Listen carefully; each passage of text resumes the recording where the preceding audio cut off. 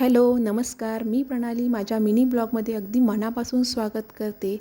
तर आज मी झटपट अशी लसूण चटणी तयार केलेली आहे. यासाठी मी 3 ते 4 लसणाचे गड्डे चांगले सोलून घेतलेले आहेत आणि सोलून झाल्यानंतर ते उकळीमध्ये टाकून ते चांगले बारीक करून घेतलेले आहेत. चांगला लसूण बारीक झाल्यानंतर त्याच्यामध्ये मी धने पावडर, लाल तिखट, चवीनुसार मीठ आणि थोडे पाणी टाकून हे सर्व मिश्रण चांगले एकजीव करून घेतलेलं आहे.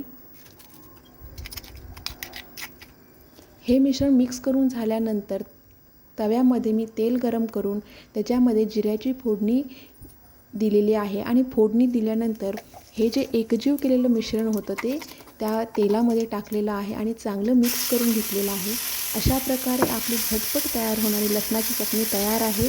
ही चटणी आपण चपातीबरोबर किंवा भाकरीबरोबर खाऊ शकता. आणि ही रेसिपी तुम्हाला कशी वाटली हे मला नक्की सांगा आणि लाईक, शेअर आणि सबस्क्राईब करायला विसरू नका. Thanks for watching.